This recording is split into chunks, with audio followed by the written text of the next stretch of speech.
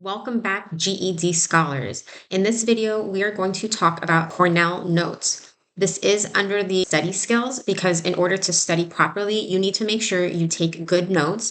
And these are good notes that you take whether you're taking a live class, you're watching a video, or even when you're reading a passage. First and foremost, before you get into this video, if you're like, hey, I am an adult, I have gone to school, I have tried to take notes, notes don't work for me, I do a lot better when it comes to assessments. If I don't actually take notes, then you may not want to spend time watching this video because, as I said in the intro, this is all about taking Cornell notes. Now, if you're like, I either don't remember whether or not taking notes helps me, or if you are young, which means if you're a high school student, I would definitely suggest that you don't say no to taking notes because you kind of don't have an idea whether or not taking notes helps or doesn't help. If you're like, hey lady, I'm 17, 18, I know how I work, it's pointless for me to take notes, then guess what?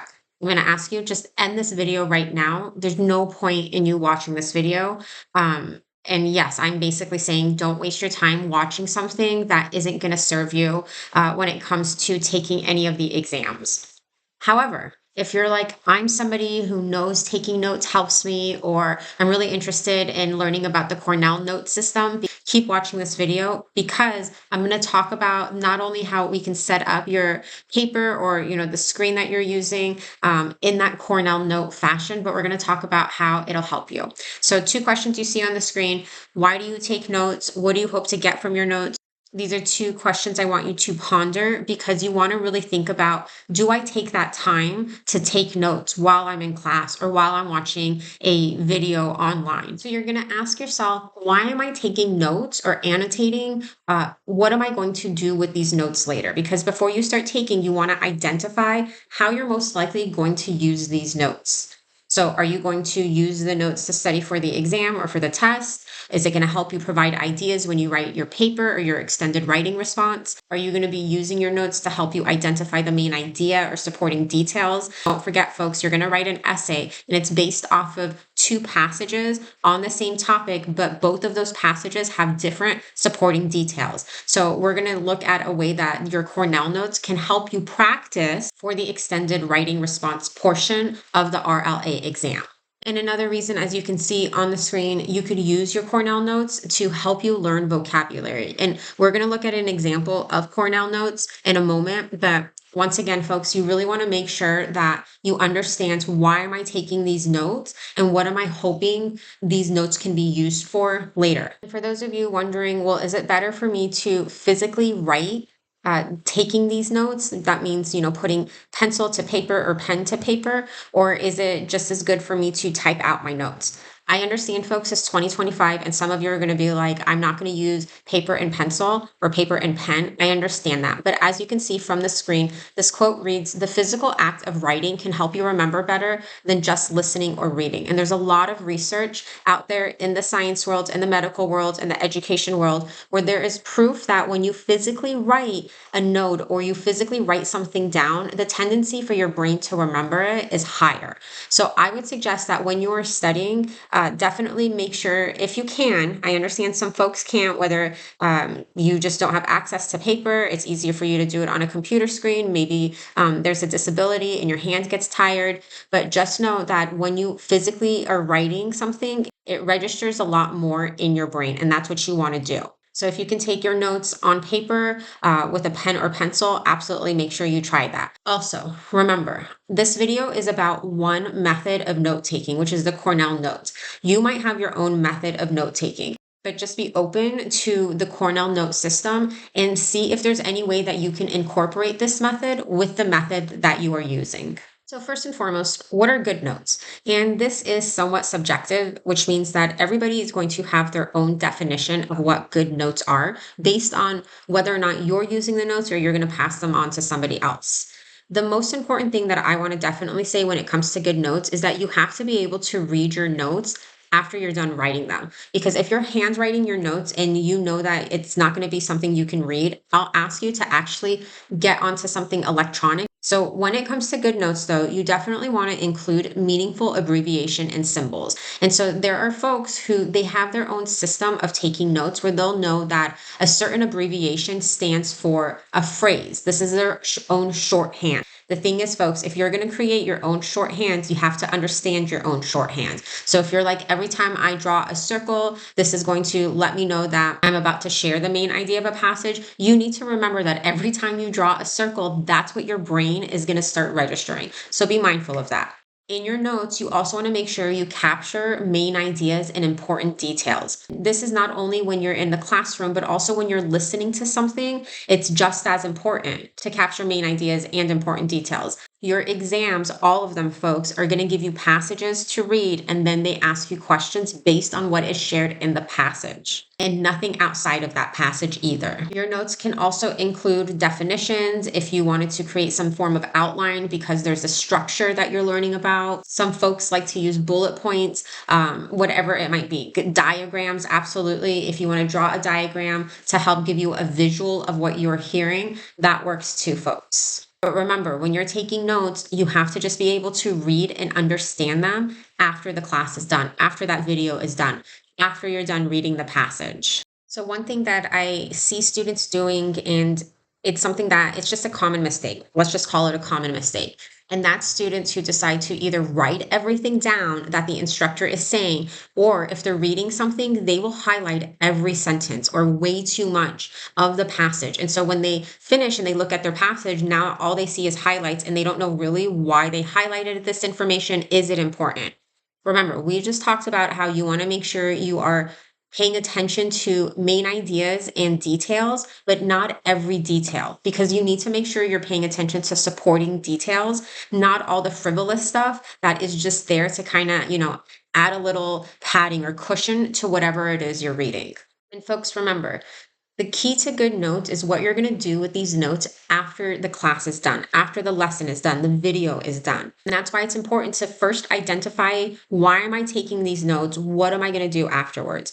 And the other thing, folks, is that when you are taking notes, you want to make sure that you use them right after class. And after means the same day. So after your class ends, the video ends, take 10 minutes to review your notes and fill in any blanks that you may not have had time to fill in during the class or during the video. But now that you're reviewing your notes, it pops back up in your head. You need to make sure you get it on paper. Reviewing your notes after the class is done too, within that same day, will help you remember the information that you just heard and learned. Because when you go to sleep later on, that's when your brain is going to decide, what do you hold on to and what do you let go. And because we want to hold on to whatever we're learning right now, especially if it's because you're going after a GED exam, you want to make sure that you review and you study your notes the same day that you take them. Just take around 10 minutes minimum to review those notes. So here it is, folks, Cornell Notes. And this format allows your brain to work in several different ways and helps with effective learning and retention. And if you don't believe me, I want you to pull up Google or whatever you use for a browser, and I want you to search Cornell Notes and read about the benefits of taking notes this way. So you'll notice that there are 3 sections. The first section is right up here. It's on the top left. I drew a 1 by it. It's the topic and questions. And then you're going to draw a line. It's not necessarily drawing a line in the middle of a piece of paper, but kind of to the left, because your topics and questions are going to go right over here, and you don't have to write anything out that's too lengthy. I would actually suggest you don't, because remember, folks, these are notes. It's not like you're going to write a novel. There's actually a section that we're going to get to in a moment where you're going to be writing out complete sentences. But when it comes to topics and questions, you don't need to worry about that as much. Right next to it, where I'm drawing the 2 right now, is going to be where you take notes. So you would write the topic and questions over here on the left, and then you would come to the right and you would start writing supporting details. Remember, you're not going to write everything, folks, because it's going to be pointless. You're going to get left behind if it's a classroom setting. If it's a video that you're watching and you're constantly pausing the video, it's not going to be a good flow. So remember, for our notes, we're going to do supporting details. And then down here, you'll see where it says summary. So when you take Cornell Notes, at the end of the class, what you want to do is you want to write a summary of what you just learned. And that goes back up to repeating what the topic is, and then sharing a few of these details. And like I said, I'm going to share an example in a moment, but these are the 3 segments of the Cornell Notes that you want to get used to. So first, let's focus on this left side where it says topic and question. So after the class, you're going to want to return to this section and turn any of those topics to questions. Because believe it or not, folks, especially if you're in high school, even sometimes colleges, one of the main questions that the instructor will have on an exam will be off of just like what the topic was for that lesson. So we're talking about Cornell Notes right now, and I know it says math up here, but we'll just cross that out. But let's say that we come back over here and we had taken all these notes about Cornell Notes. I can go ahead and just take that topic that I might have written, which would be Cornell Notes. Like let's say I just wrote Cornell Notes. And I'm going to turn this into a question. And I'm going to instead write, well, what are Cornell Notes? Because that's what the lesson was all about, was what are these Cornell Notes? What is this method? Another thing that I want to do is I want to come back to this section, and I might decide that instead of it just being, well, what are Cornell Notes? I can add like little bullet points, about what the instructor talked about, like what are the benefits of it? Where might I have some, struggles? What are some things that I should pay attention to? Things like that. So this is going to be the left column with your Cornell Notes. So as you can see, we have our question right here highlighted in green. What are Cornell Notes? And then on the right, where we have our notes column, we would write what the teacher or the instructor said. It might even be something that, they wrote on the whiteboard. They may not have said it, but they wrote it down. So you're going to write that information here. And once again, you shouldn't try to write everything. Don't even attempt it, because you're going to slow yourself down, and it's pointless because you want to pay attention to important details. And like I said, folks, use abbreviations and symbols that make sense to you. Do not start creating a shorthand for yourself without first understanding everything that you're going to have representing a phrase or a word. So we know details are going to go on the top. We're going to have our topic over here on the left, and then to the right, we're going to record supporting details and nothing more. And so this top area is where we're really focused on during class. And if your instructor gives time, or, even if you're watching a video, right afterwards, folks, you want to get down here and continue on with this summary. So you want to write using complete sentences. And I usually tell my students no more than 5 sentences, but I want you to answer this question. What did you learn today in this lesson? And if you're sitting there and you're like, well, I don't know what I learned today, well, just look up where you have all these topics, where you have all these questions, and then next to it, all of these supporting details. And here's an example, folks, of Cornell Notes for basically what we just talked about, which was Cornell Notes. Notice over here on the left, I start off by just having Cornell Notes, because most likely when I started taking these notes, if I was in class, or even if this is me watching a video, all I wanted to do was just get that information on the paper. What I can do is I could write this during class, but if for some reason I know that I'm not going to be able to write quickly and be able to read it later, all I want to do is start off by just saying, hey, this was the topic, because after class, I'm going to come back to my notes and I'm going to take these topics and I'm going to turn them into questions like I did right here, where I ask, what are Cornell Notes? Over to the right, I recorded important details. I didn't record everything because, once again, it's going to slow me down, and that's just going to be a lot of information I have to review, and I only want to review the important stuff. So I made sure to make a note that when you take notes, it helps me study after the class is done. I learned that there are 3 sections when it comes to Cornell Notes. On the left, we have our topic. Where we're at right now, section 2 is your notes. And then down here at the bottom was our summary. It says, today I learned about Cornell Notes. This method of note-taking allows me to organize my notes into 3 sections. This lets me study my notes while using different parts of my brain. Believe it or not, folks, just taking 10-15 minutes to review your notes every night helps you remember it. So let's go ahead and look at an example of using Cornell Notes and annotating a passage. So let's look at a short passage about the Revolutionary War. So it reads, the Revolutionary War, 1775 to 83, and I'm going to go ahead and highlight this. I know some of you are thinking, well, if this was the social studies exam, I wouldn't have to pay attention to dates. Absolutely. But remember, folks, we're going to just read this passage, and then we are going to use the Cornell Note method to help us understand and organize this, just in case if we needed to write a paper off of this passage. So once again, it reads, the Revolutionary War also known as the American Revolution, arose from growing tensions between residents of Great Britain's 13 Northern American colonies and the colonial government, which represented the British Crown. So I want to highlight this reason because this is the whole reason, apparently, this passage is telling us that this war is taking place. It reads on and says, skirmishes between British troops and colonial militiamen in Lexington and Concord in April 1775 kicked off the armed conflict, and by the following summer, the rebels were waging a full-scale war for their independence. So first and foremost, I noticed the word that I may not know, you may not know, but I want to underline it because I'm going to add it to my Cornell notes because if I don't know the definition of this word, I want to look it up. Remember, I'm studying. And when you're studying, folks, take the time to look up words you don't know the definition of, write that definition down because understand that you might see that word again on the exam. Especially if you're using a study guide, the study guide is going to use vocabulary that you would see on the exams. So going back to highlighting, we know that there's skirmishes, so I underlined it, so there's no reason for me to highlight it as well. But I am going to go ahead and I'm going to highlight Lexington and Concord because those are two areas, it's a setting, and I'm going to highlight April 1775 as well. I'm also going to highlight that it was a war for their independence. It reads on, France entered the American Revolution on the side of the colonists in 1778. I want to highlight that. I'm going to say France entered on the side of colonists, turning what had essentially been a civil war into an international conflict. So I'm going to highlight civil war into an international conflict. After French assistance helped the Continental Army force the British surrender at Yorktown, Virginia, so going to highlight that as well. In 1781, the Americans had effectively won their independence, though fighting would not formally end until 1783. So I'm going to also highlight that the ending will not come until 1783.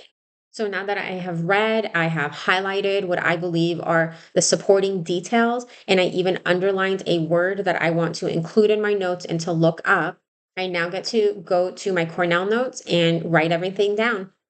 So on the left, folks, I have the passage that we just read and that we highlighted, and on the right, the Cornell notes. So notice at the top, right over here on the left, I just have the topic, the American Revolution, because that's what we read about. And then right afterwards, I start writing down questions that I know I'm going to answer. So for example, I knew I read about what started the American Revolution. So I'm going to include that as a question on the left-hand side. And then on the right, I'm going to make a note or I'm going to answer this question with the details that I read. And for this example, I actually wrote it out as a sentence. I could have just written this out in bullet points as well. But I wrote, the American Revolution began in 1775. And if you're like, wait, lady, it says up here 75 to 83. Remember, you guys, this is the range. It started in 75. It ends officially in 83. So it's going to begin in 1775 because of fights between British troops and colonists. And if you're like, they didn't say anything about fighting. Remember, folks, I'm putting my notes in my own words. When they write over here in the passage, growing tensions, that means that there's fighting happening. And I looked up the word skirmishes. You'll notice that I even wrote that word skirmish over here on the left. I wrote the definition right next to it. And skirmish is a fight. So when I come up here to answer the question, well, what started the American Revolution? It's okay if I say because of fights, because that's what skirmishes mean. Remember, your notes are for you and not for anyone else.